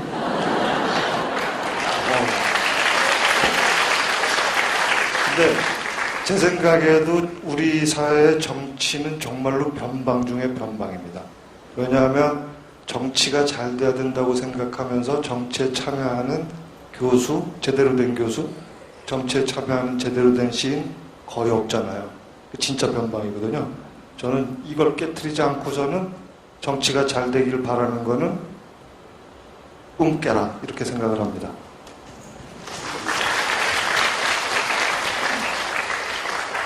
그리고 오늘 이렇게 보니까 젊은 친구들도 좀 있는 것 같아요. 학생들도 대학생들 혹은 이제 청년들 그야말로 많이 있는 것 같은데 뭐 실업 얘기는 이제 뭐 하루 이틀 얘기는 아니에요. 너무나 오랫동안 계속 언론에서 오르락내리락 하고 있는데 모두들 어쨌든 돈 더 많이 줄 수 있는 연봉 높은 회사 누구나 다 알고 있는 회사 뭐 이런 곳으로 가려고만 자꾸 이제 준비하고 있고 그게 또 현실이기도 한데요. 그런 학생들에게 변방을 찾아서 어떻게 얘기할 수 있을까요, 선생님? 내가 답변해야 되나? 예, 선생님.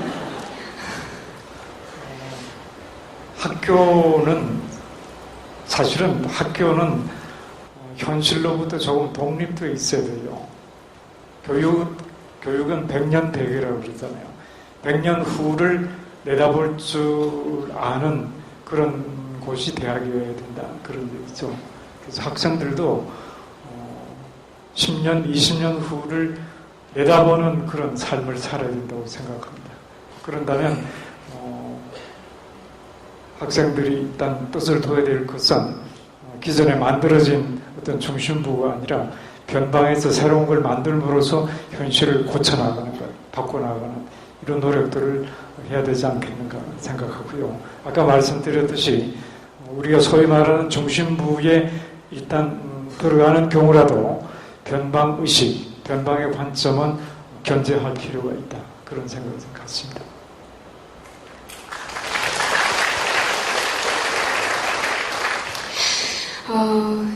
오늘 뭐 여기 계신 분들도 한 분 한 분 질문하고 싶으신 것들도 많이 계시겠지만 처음에 제가 포문을 열 때 우리 모두가 다 변방이지 않나 그래서 변방을 찾아서를 집어들었고 또 오늘 이 자리에 왔지 않나 싶거든요, 선생님. 그래서 변방에 있는 저를 포함한 이 모든 분들에게 마지막으로 한 말씀 부탁드릴게요. 우리 주인공이시잖아요. 저는 오늘 책도 내놓고 그 영상으로도 얘기 많이 하고 그러네요. 변방 아마 오신 분들하고는 더 이상 변방 얘기를 안 해도 많은 공감을 이 자리에서 하실 수 있지 않을까 생각이 되고요. 변방 굉장히 자유롭고 새로운 것이 창조되는 곳 그렇게 얘기를 합니다. 역사적으로 지금까지 우리들이 차표로 삼는 많은 분들이 거의 변방에 섰던 분들이 많습니다. 한 사람 한 사람 거론하기는 어렵습니다만 변방이라는 것은 현실의 이해관계를 뛰어넘는 것, 자기의 어떤 여러 가지 처지를 뛰어넘어서 보다 먼 미래라든가 보다 많은 사람들의 삶을 자기가 포용해내는 그런 넉넉한 공간이 바로 변방이 아닐까 그런 생각을 합니다.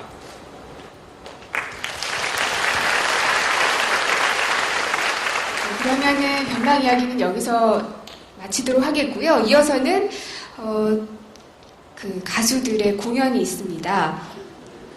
왜 웃으세요? 대단한 분들 오셨는데 일단 오늘 이 자리에 참석해주신 여러분들 진심으로 감사드리고요.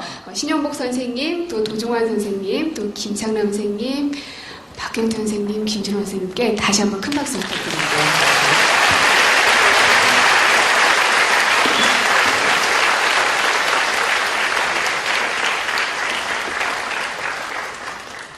네, 오늘 공연은요, 더스트리오, 아까 세 분, 더스트리오, 그리고 시와의 공연이 준비가 되어 있습니다.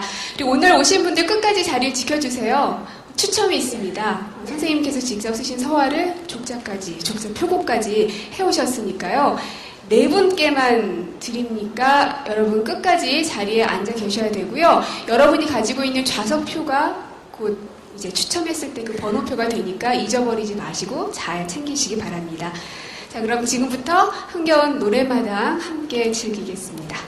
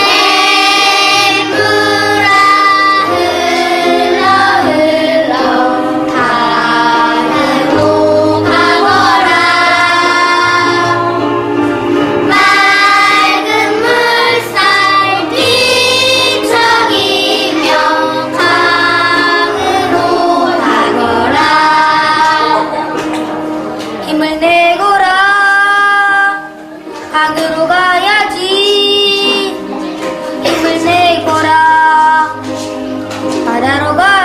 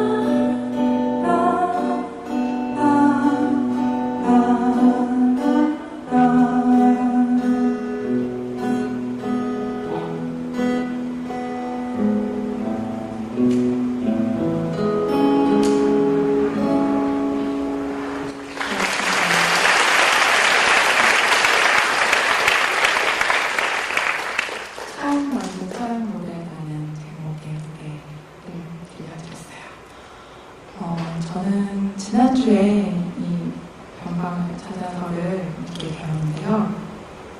책을 다 읽고 이렇게 덮어두고 가만히 떠올려 보니까 저는 이 구절이 제일 기억에 남더라고요. 그래서 저의 마음에 남은 이 구절을 읽어드리려고 오늘 준비를 해왔는데요. 제일 거의 끝에 꼭지에 그 아까 사진도 보셨던 서울시장실에 걸려있는 그 서울이란 글씨를 쓰시고 그것을 보러 가셔서 쓰신 글인데, 서예의 법을 한마디로 표현하는 서여야라는 금언이 있다. 무릇 글씨는 같아야 한다는 것이다. 같다는 것은 물론 글씨의 형식과 내용이 같아야 한다는 뜻이지만, 그러한 형식과 내용의 조합뿐만 아니라 서예란 다른 모든 예술과 마찬가지로 그 시대의 고민을 담아야 하고 그 글씨를 쓴 사람이 그 속에 담겨야 한다는 뜻으로 읽는 것이 옳다. 저는 이 문장에 글씨라는 낱말의 자리에 제가 부르는 노래라는 말을 넣어봤어요. 네, 그리고서는 제가 부르는 노래와 또 이렇게 노래를 부르면서 활동하는 자리에 대해서 다시 한번 생각을 하는 계기가 되었었고요.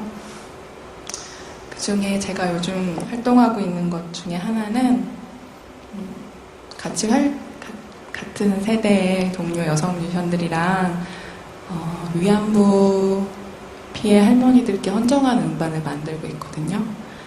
다음 주 26일이면 이제 발매될 예정인데요. 거기에 실릴 제 노래를 들려드릴까 해요. 이 노래는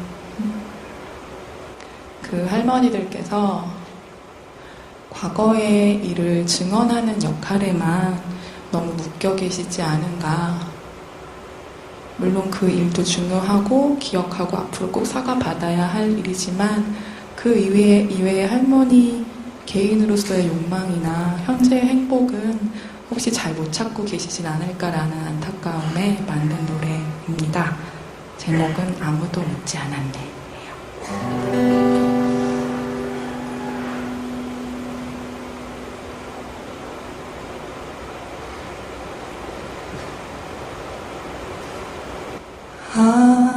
아무도 내게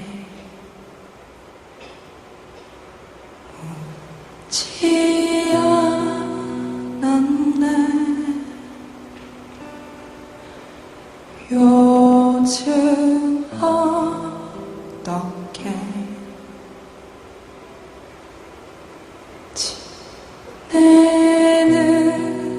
지내느냐고. 나의 꿈이 뭐인지 묻지 않고서 나의 꿈이 뭐인지 묻지 않고서 어깨를 두드리며 앞으로만 가라고 멈춰있는 시계는 나의 것이 아닌데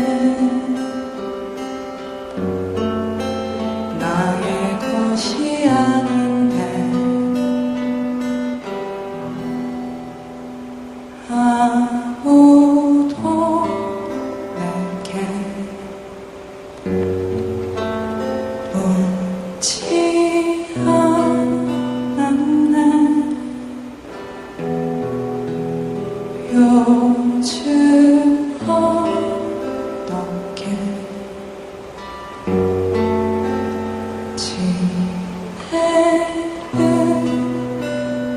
지내느냐고. 고맙습니다.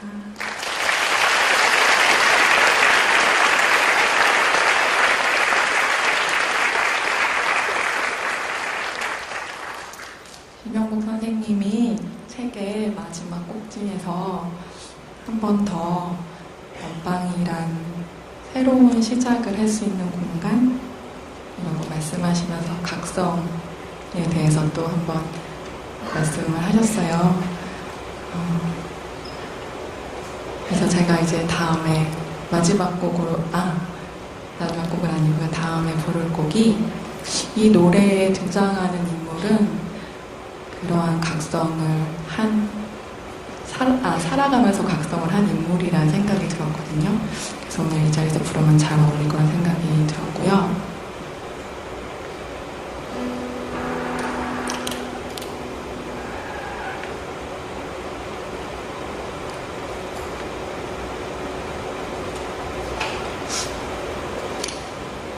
아는 분들은 같이 부르셔도 좋을 것 같아요.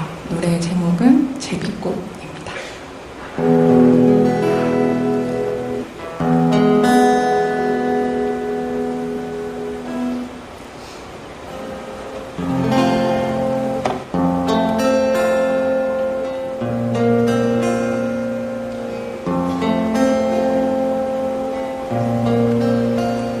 내가 처음 너를 만났을 때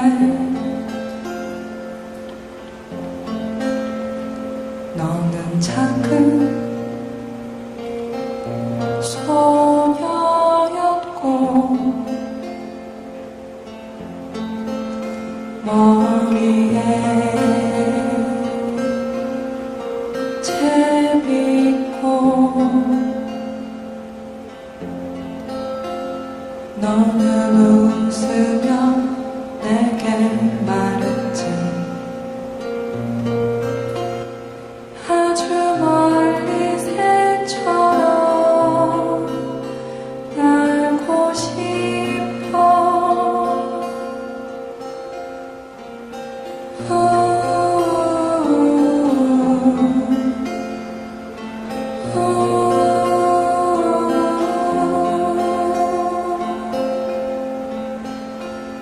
내가 다시 너를 만났을 때 너는 많이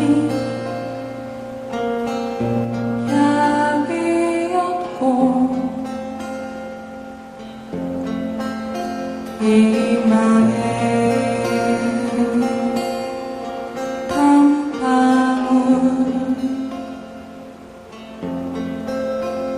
너는 웃으며 내게 말했지. 아주 작은 일에도 눈물이 나와.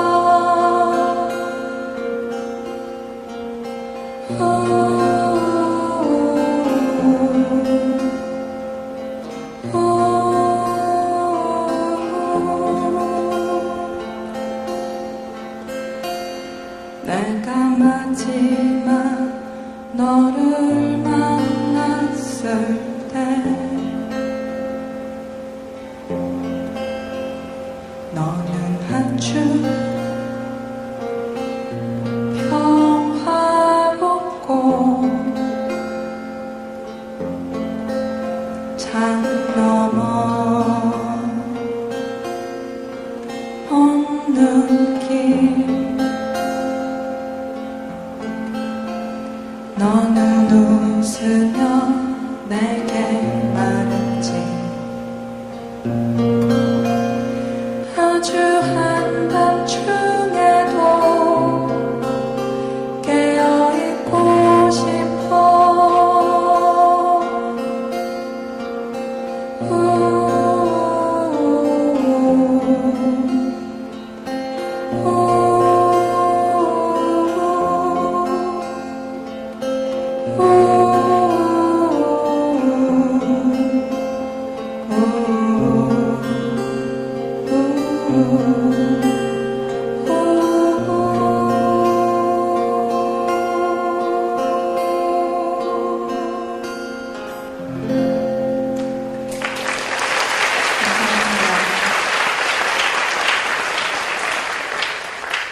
제가 아까 마지막 곡이라고 말하려다 머뭇거렸던 이유는 저에게 아직 한 곡에 더 시간이 주어졌기 때문인데요. 제가 영광스럽게도 이분들과 같이 노래를 하게 됐어요. 더 숲 트리오 모시겠습니다.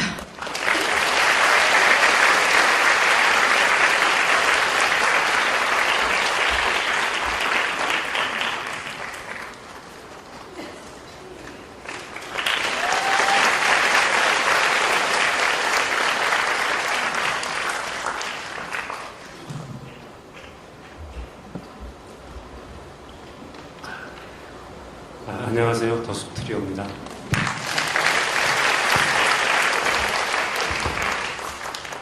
마치 처음 뵙는 것 같아요. 아까 토크 너무 힘들어서 우리 공연 체질인가 봐. 그러네요. 네. 교수가 얘기하는 것보다 노래하는 게 더 쉬우면 어떡하지? 윤대 교수인가 봐요. 아까 그 가수가 저희들입니다. 네. 시화 씨 노래 뒤에서 듣고 있었는데 참 좋네요. 아름답고. 감사합니다. 네. 저희가 같이 하나 불렀으면 좋겠다고 그래서 급히 연습을 해봤는데 제대로 될지 모르겠어요. 그죠? 제가 잘하면 잘 될 것 같아요. 네, 잘해주시기 바랍니다. 네. 저만 잘하면이었는데. 네. 아름다운 사람 먼저 함께 하겠습니다.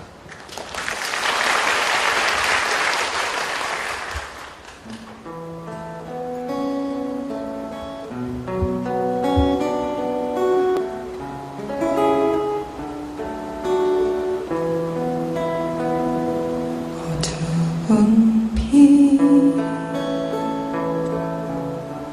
내려오면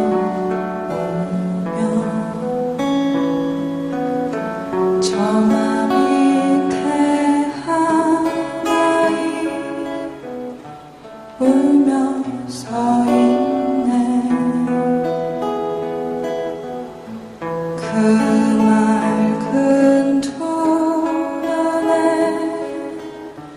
눈물 고이며 아름다운 그이는 사람이여라.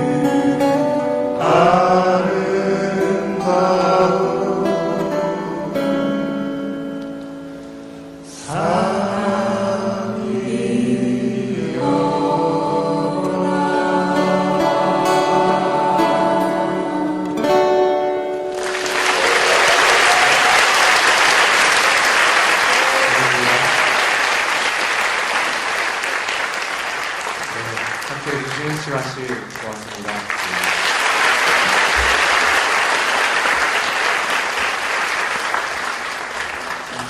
자, 이제 프로가 떠났으니까 마음껏 좀 즐겨볼까요? 뭐 아시다시피 저희는 가수가 아니고요. 나 가수가 아니고 나 교수입니다. 혹시 틀리더라도 왜 그래 아마추어 같이 뭐 이런 소리 하지 마세요. 원래 아마추어입니다. 자, 그러면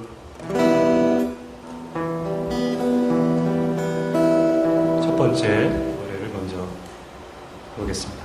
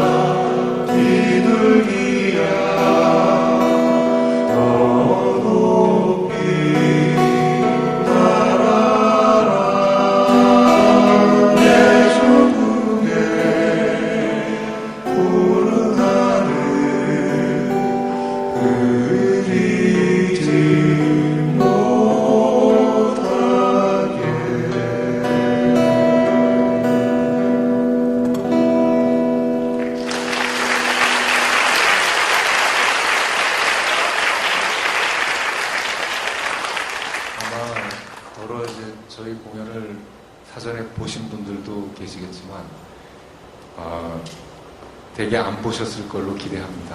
왜냐하면 맨날 똑같은 레파토리 하는데 뭐 가사가 잘 안 외워져가지고 새 곡을 도입하긴 그렇고 청중을 계속 바꿔가면서 하는 컨셉인데 어쨌든 한번 들어보셨던 분들도 마치 처음 듣는 듯한 표정으로 들어주셔서 감사하고요. 이 노래는 정말 오늘 신영호 선생님의 북 콘서트 콘셉에 정말 잘 맞는 것 같습니다. 우리의 대표적인 변방과 관련된 곡이라고 할 수 있는데 이 곡이 어떤 곡인가에 관해서 대중음악 평론가이기도 하신 김창남 선생님께서 얘기를 좀 해주시겠습니다. 네, 이 곡은 북한의 노래입니다. 북한의 유명한 작곡가 휘파람이라는 노래 작곡한 그 작곡가가 만드신 노래고요. 이 노래를 미국의 캐스팅 크라운이라는 그 가스펠 그룹이 한국말로 우리가 한 것처럼 이렇게 영어로 섞어서 불렀어요. 그거를 평양 축전에서 공연을 했는데 그 동영상을 제가 유튜브에서 우연히 발견하고 노래가 너무 아름다워서 저희 레파토리로 삼았습니다. 그렇게 공연하고 다닌 지 몇 달 됐나요? 얼마 안 됐어요. 얼마 안 됐나요? 네. 한 3년 됐어요. 3년 됐는데 조금 아까 여러분 눈치채셨는지 모르겠는데 북한 노래라 그랬더니 분위기 갑자기 가라앉았던 거 보셨죠? 그래서 그 분위기 가라앉지 말라고 계속 부르고 댕깁니다. 무슨 뜻인지 아셨으면 박수 치셔야 됩니다. 너무 어렵게 얘기했어요. 근데 저희가 지금 이 자리에서 그 추첨도 하고 그래야 되는 건가요? 그게 지금 대본에 약속이 안 돼 있나요? 아니면 이따가 누가 별도 시간이 또 있나요? 총 진행하시는 고민정 아나운서가 아마도 또 해주시려나? 뭐 알아서 하시고요. 저희는 오늘 저 관객으로 혹시 저 시간이 되면 온다고 그래도 혹시 김재동 군 와 있나요? 네, 안 온 걸로. 자식이 아프다.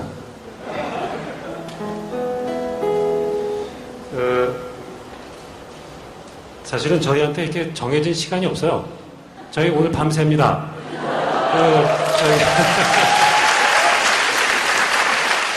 미리미리 집에 전화하세요.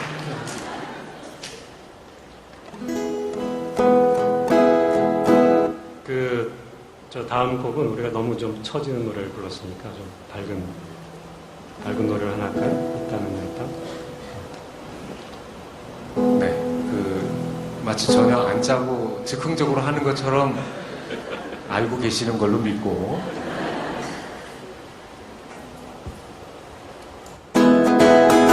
이 땅은 나의 땅, 이 땅은 너의 땅, 백두산에서 제주도까지 먼 옛날부터 먼 날까지 이 땅은 너와 나의 땅, 내 마음 땅에 세상이 뛰어 나무가 되고 숲이 된 땅에 좁은 길 따라 숲에 따르며 불냄새 나는 안기네 햇빛 비추고 안개 걷히며 머리 위에 끝없는 하늘 나무 사이로 새들이 나네 즐거운 노래 이 땅은 나의 땅, 이 땅은 너의 땅, 백두산에서 제주도까지 먼 옛날부터 먼 날까지 이 땅은 너와 나의 땅, 산뜻한 바람 맑은 시내물 대구를 흘러 강을 이루고 강물을 따라 바다로 가네 모두가 함께 간다네 흐르는 강은 흐르게 하고 꽃 피는 삶은 꽃 피게 하고 푸르른 숲은 푸르게 하라 이 땅은 너와 나의 땅 이 땅은 나의 땅 이 땅은 너의 땅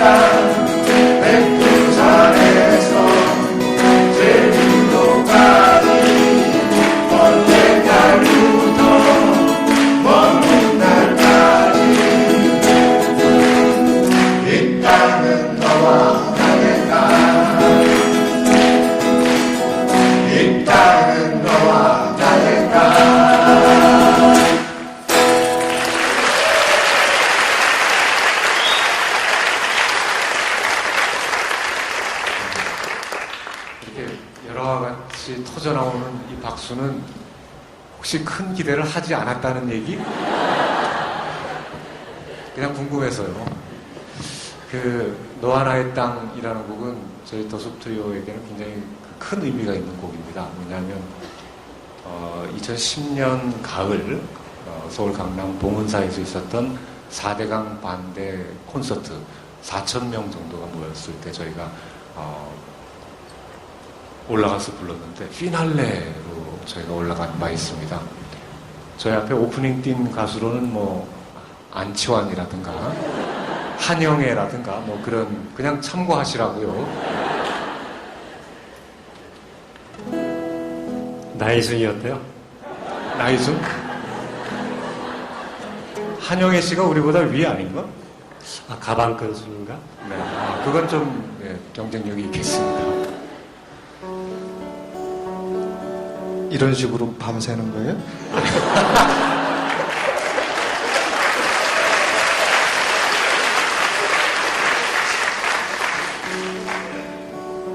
그 별도의 지식, 무대 연출가의 지시가 없는 한 저희는 계속 갑니다.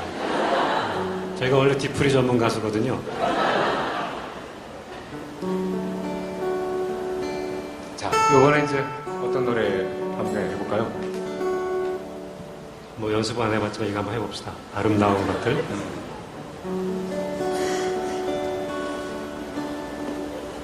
이거 먼저 하고. 야, 정말 이게 정확하게 각본대로 지금 하는 거거든요. 멘트 하나도 안 틀리네.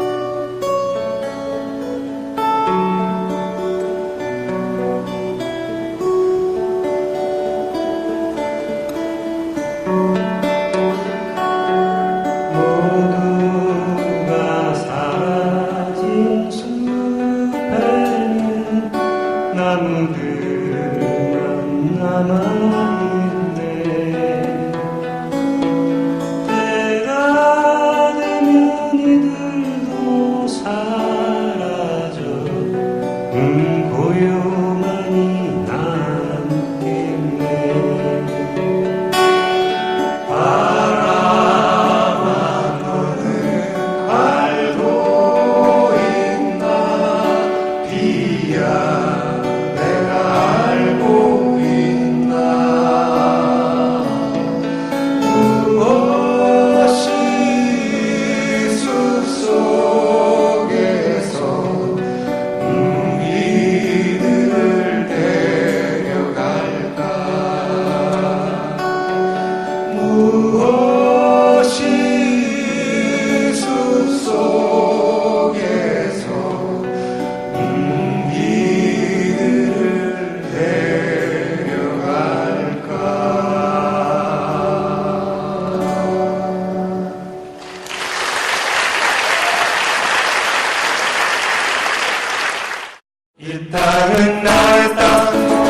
이 땅은 너의 땅